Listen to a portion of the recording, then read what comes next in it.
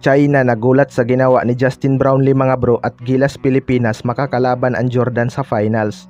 Yan mga bro, pagkatapos mong ilike ang ating video, mag-subscribe na rin kung bago ka pa lang sa ating channel at i-click ang notification bell para lagi kang updated sa ating mga sports balita.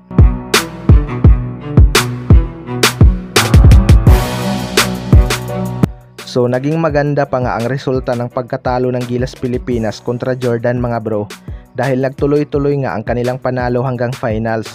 Pero parang butas ng karayom nga ang pinagdaanan ng Gilas Pilipinas upang makarating ng finals, at history nga ito para sa ating bansa.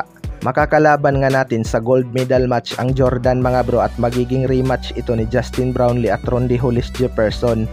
Dalawang laban nga ng Gilas Pilipinas ang nakakakaba sa dulo mga bro, dahil parehong ang tinalo ng Gilas Pilipinas ang Iran at China ng 1 puntos lang.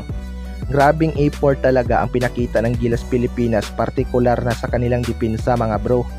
Paniguradong masaya lahat ng Gilas fans ngayon dahil nakapasok nga tayo sa finals ngayong Asian Games. Kahit naglabasan ang mga basher ng Gilas noong natalo tayo sa Jordan, parang naging planado talaga ang bracket na ito mga bro, dahil nilaglag ng Gilas Pilipinas sa semifinals ang China. Mahirap nga naman talaga silang kalaban kapag finals, lalo na at mayroon silang home court advantage. Mabuti na lang at tayo ang nakapasok. Sa kabilang banda naman mga bro, China nagulat sa ginawa ni Justin Brownlee. Maaga nga tayong tinambakan ng China sa laban na ito mga bro, pero nakasagot naman ang Gilas Pilipinas kaya nakatabla pa tayo. Kaso China ayaw ngang magpaawat at bumalik din sa double digit ang kanilang lamang. Pansin din natin na pagod na itong starting unit ng Gilas Pilipinas kakahabol sa 20 plus points na lamang ng China. Pero grabe nga ang puso ng Gilas Pilipinas mga bro. Maganda din ang naging rotation ni Coach Timcon sa mga players. Kahit hindi masyadong maaasahan sa opensa itong si Ange Kwame, na mamanage naman ni Coach Timcon ng maayos ang kanyang playing time.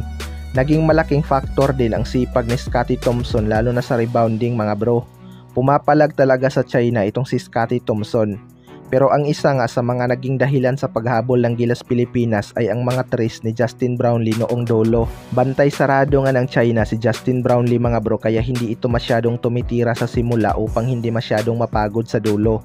Pero sa hindi inaasahan, bawat bitaw nga ni Justin Brownlee sa threes ay pumapasok mga bro, kahit contested shot. Nanlaki nga ang mata ng China coach dahil sa gulat. Akala nga nila masisecure na nila ang panalo, pero may ibang plano pala itong si Justin Brownlee. Panigurado hindi nakatulog ang mga Chinese fans na sobrang ingay noong hawak pa nila ang lead. Total team effort talaga para sa Gilas Pilipinas, kaya kudos sa kanila. Kayo mga bro, anong masasabi nyo tungkol dito?